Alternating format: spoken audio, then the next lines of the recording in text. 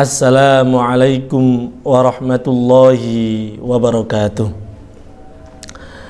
Bismillah, thumma alhamdulillah, wassalatu wassalamu ala rasulillah wa ala alihi wa sahbihi wa mawalah. La hawla wa la quwwata illa billah. Amma ba'du. Hadratal mukarramin, para alim, para ulama ingkang kawula hormati, wabil khusus pengasuh Pondok Pesantren Putra Khadijah yang kami hormati, segenap pengurus Pondok Pesantren Putra Khadijah yang kami hormati, para asatid Pondok Pesantren Putra Khadijah, wali santri, dan khususnya anak-anakku santri Pondok Pesantren Putra Khadijah rahimakumullah. Pada kesempatan kali ini marilah kita bersyukur kehadirat Allah Subhanahu wa ta'ala atas segala nikmatnya, karunia-Nya yang diberikan kepada kita semua, sehingga alhamdulillah kita sampai detik ini masih diberikan kesehatan, nikmat yang begitu luar biasa, terutama nikmat iman, nikmat Islam. Dan pada kesempatan ini kita bertemu dalam virtual, ya, ngaji online kitab hadis Arba'in Nawawi. Mudah-mudahan ngaji kitab online pada malam hari ini diberikan kemudahan oleh Allah Subhanahu wa ta'ala, dan keterangannya menjadi keterangan yang barokah, bermanfaat di dunia sampai nantinya di akhirat. Amin amin ya rabbal alamin. Salawat serta salam semoga selalu tercurahkan kepada baginda Rasul Muhammad sallallahu alaihi wasallam dengan ucapan Allahumma sholli ala sayyidina Muhammad wa ala ali sayyidina Muhammad. Para pemirsa channel YouTube Ponpes Putra Khadijah rahimakumullah, khususnya anak-anakku santri Pondok Pesantren Putra Khadijah, pada kesempatan kali ini saya akan membacakan dari kitab hadis Arba'in Nawawi, hadis ke-9. Bismillahirrahmanirrahim. Al-hadithut tasi', hadis yang nomor 9. An Abi Hurairah Abdurrahman bin Sakhrin qala sami'tu Rasulullah sallallahu alaihi wasallam yaqul ma nahaitukum anhu fajtanibuhu wa ma amartukum bihi faf'alu minhu mastata'tum fa innama ahlakal ladzina min qablikum kathratu masailihim wa ikhtilafuhum ala anbiya'ihim. Rawahul Bukhari wa Muslim. An Abi Hurairah Abdurrahman bin Sakhrin, diceritakan dari sahabat Abu Hurairah, nama aslinya adalah Abdurrahman bin Sakhr At-Tausi. Qala, dia berkata, sami'tu Rasulullah sallallahu alaihi wasallam yaqul, kata beliau, aku telah mendengar Rasulullah sallallahu alaihi wasallam bersabda, ma nahaitukum anhu fajtanibuhu, apa-apa yang aku larang untuk kalian maka tinggalkanlah atau jauhilah, wa ma amartukum bihi faf'alu minhu mastata'tum, dan apa-apa yang aku perintahkan kepada kalian, kata Nabi, maka lakukanlah itu semampunya, semampu kalian. fa innama ahlakal ladzina min qablikum kathratu masailihim wa ikhtilafuhum ala anbiyaihim. Sesungguhnya kehancuran umat-umat terdahulu sebelum kalian itu adalah karena banyak dari mereka itu kebanyakan bertanya dan juga banyak berselisih dengan para nabi-nabi mereka. Para pemirsa channel YouTube Ponpes Putra Khadijah rahimakumullah, hadis ini diriwayatkan oleh Imam Bukhari dan juga Imam Muslim dari sahabat Abu Hurairah. Sahabat Abu Hurairah, kita sering mendengar nama ini. Beliau nama aslinya adalah Abdurrahman bin Sakhr At-Tausi.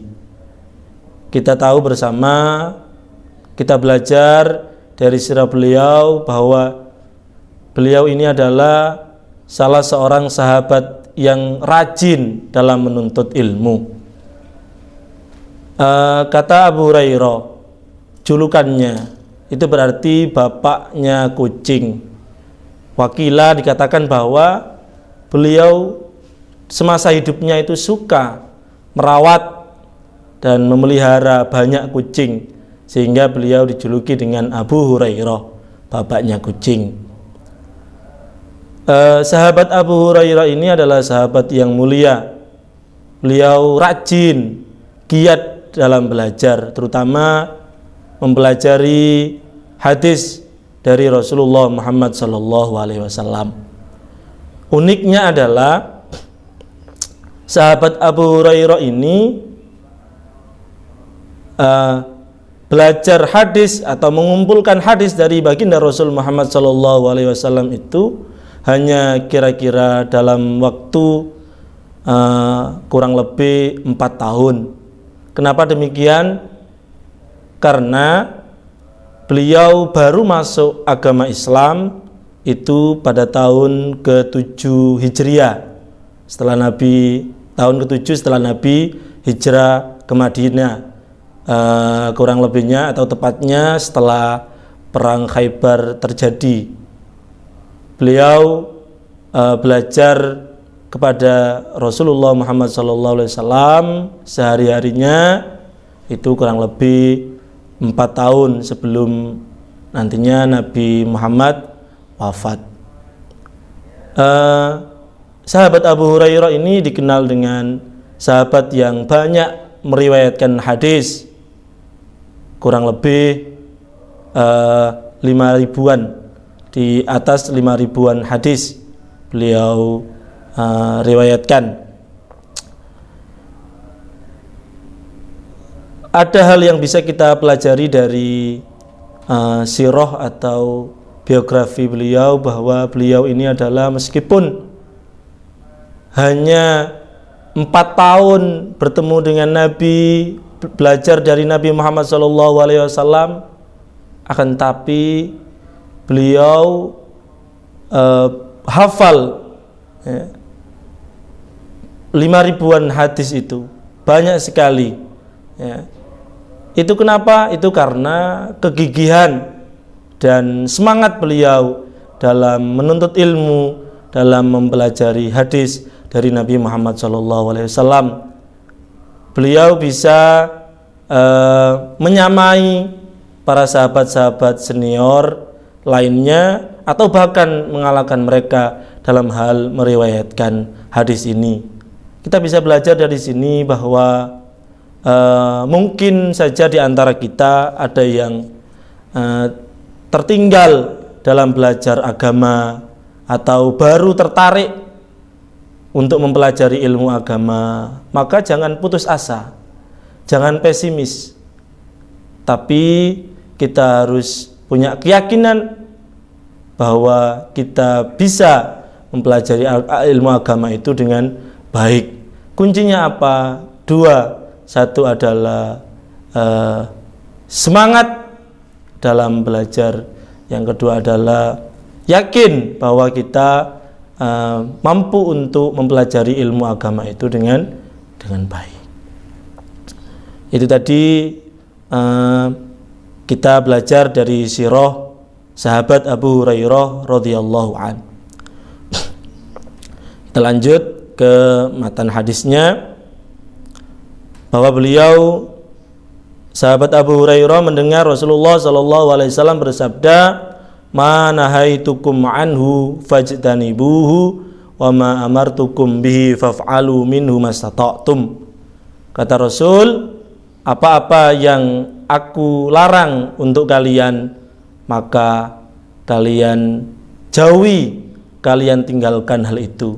Dan apa-apa yang aku perintahkan kepada kalian, maka kerjakanlah semampu kalian. Hadis ini, para pemirsa rahimakumullah, konteksnya adalah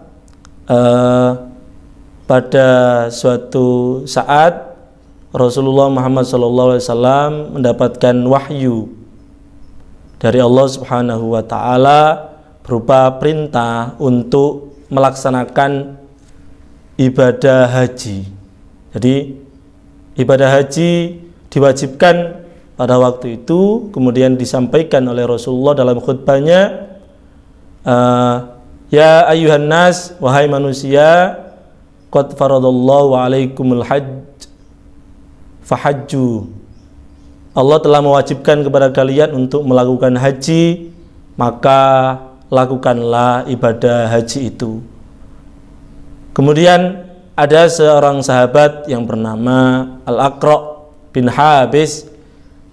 Dia bertanya kepada Rasulullah, "Ya Rasulullah, aku la'amin." Ya Rasulullah, apakah kita wajib menunaikan ibadah haji itu setiap tahun? Kemudian Rasulullah SAW diam, tidak menjawab apapun, sehingga itu mendorong sahabat tersebut untuk bertanya, mengulangi pertanyaan itu sampai ketiga kalinya. Akhirnya Rasulullah SAW bersabda,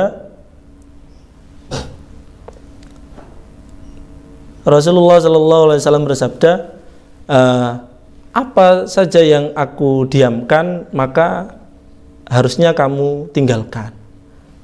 Artinya begini, Rasulullah SAW pada waktu itu memberikan jawaban kepada sahabat yang bertanya, kalau seandainya haji ini saya wajibkan, atau saya katakan, saya jawab dengan jawaban iya, maka otomatis haji itu menjadi wajib, dan hal itu tidaklah mungkin kalian mampu untuk melaksanakannya. Oleh sebab itu, apa yang saya diamkan, biarkan, tinggalkan. Ya. Kemudian kenapa demikian? Karena jangan banyaklah kamu bertanya, karena aku sudah diam terkait hal ini. Karena apa? Karena umat-umat terdahulu itu hancur, menjadi rusak. Karena apa? Karena mereka banyak bertanya kepada para nabinya dengan sesuatu yang menyulitkan atau sesuatu yang didiamkan. Oleh sebab itu, marilah kita jangan sampai melakukan apa-apa yang dilarang oleh Nabi, akan tetapi harus kita jauhi apa yang dilarang itu. Dan ketika diperintahkan, maka kita harus melakukannya. Kemudian ketika kita diperintahkan suatu hal atau melakukan sesuatu, maka kita lakukan apa adanya. Kita lakukan semampu kita. Jangan kalian nantinya ketika disuruh untuk melakukan suatu perbuatan, kemudian kalian malah balik bertanya, menanyakan sesuatu hal-hal yang tidak penting terkait perintah itu. Lakukan saja semampu kita. Gitu.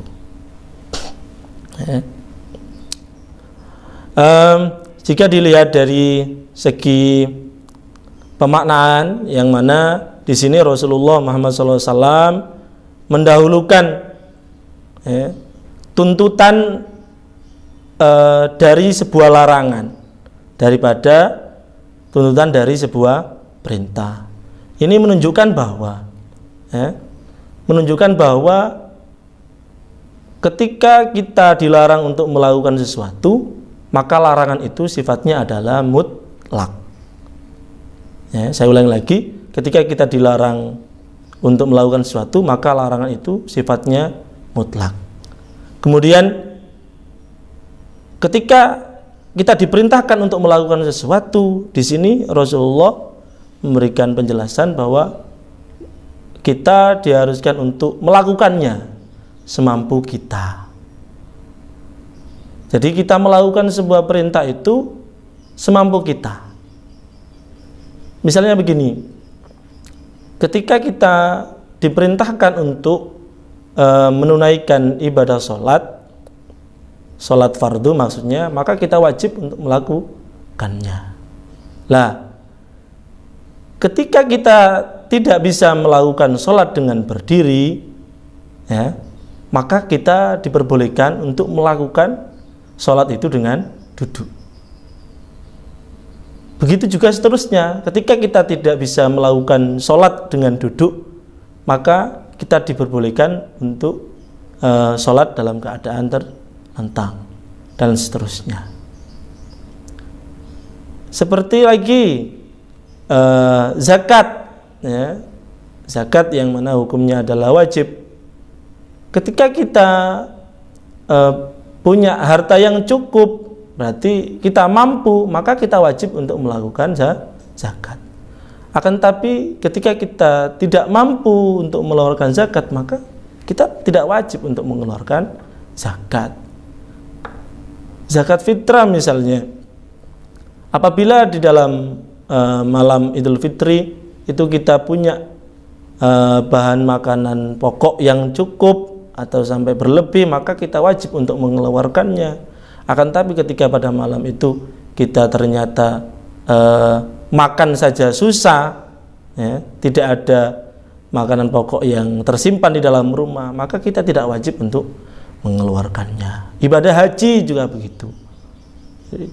Ibadah haji diwajibkan bagi yang mampu. Bukan semua orang diwajibkan untuk melakukan haji, tapi dikhususkan bagi yang mampu saja. Ketika sudah mampu, ada biayanya, ada ongkos naik hajinya, maka kita wajib untuk menunaikan ibadah haji.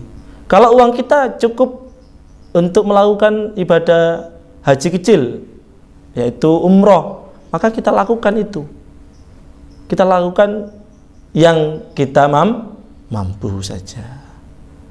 Nah, itu keterangan dari saya tentang hadis 9 ini. Saya ulangi lagi bahwa yang kita bisa ambil dari hadis ini adalah kita harus menjauhi apa yang sudah dilarang oleh Rasulullah Muhammad SAW. Kemudian yang kedua, kita harus melakukan apa-apa yang sudah diperintahkan oleh beliau semampu kita. Kemudian janganlah kita itu banyak bertanya, terutama ini yang dimaksud di sini adalah bertanya dalam hal sesuatu yang sudah didiamkan oleh syariat, atau bahkan menanyakan sesuatu yang bisa menyulitkan diri kita. Maka sebaiknya kita tidak menanyakan hal itu, cukup kita terima, kemudian kita laksanakan. Karena diterangkan tadi bahwa umat-umat terdahulu itu mereka hancur, mereka binasa gara-gara apa? Gara-gara mereka banyak bertanya tentang perintah yang mereka dapatkan, sehingga itu bisa menyusahkan mereka sendiri, menyulitkan mereka sendiri, akhirnya mereka menjadi binasa. Dan kita jangan sampai berselisih dengan Nabi kita. Apa yang kita dapatkan dari Nabi untuk dilaksanakan, maka kita laksanakan dengan semampunya. Itu saja dari saya, mudah-mudahan menjadi keterangan yang bermanfaat, barokah fid dini wad dunya wal akhirah. Dari sini, kalau seandainya ada kekurangan dalam penyampaian saya, maka saya mohon maaf yang sebesar-besarnya dan terima kasih banyak atas perhatiannya. Kita tutup dengan doa. Bismillahirrahmanirrahim. Alhamdulillahirabbil alamin. Allahumma shalli wa sallim wa barik ala sayyidina Muhammadin wa ala ali sayyidina Muhammad. Alhamdulillahirabbil alamin. Allahumma inna nas'aluka ilman nafi'a wa 'amalan mutaqabbala wa nas'aluka rizqan wasi'an wa halalan thayyiban. Allahumma anfa'na bima 'allamtana wa 'allimna ma yanfa'una rabbi zidna 'ilma. Allahumma rizqna fahman nabiyyin wa hafdzal mursalin wa ilhamal malaikatil muqarrabin birahmatika ya arhamar rahimin. Rabbana atina fid dunya hasanah wa fil akhirati hasanah wa qina adzabannar. Wa sallallahu ala sayyidina Muhammadin wa ala alihi washabihi wa baraka wasallam. Subhana rabbika rabbil izzati amma yasifun wa salamun alal mursalin walhamdulillahi rabbil alamin. Sekian dari saya, akhirul kalam, wallahul muwaffiq ila aqwamit thoriq. Assalamualaikum warahmatullahi wabarakatuh.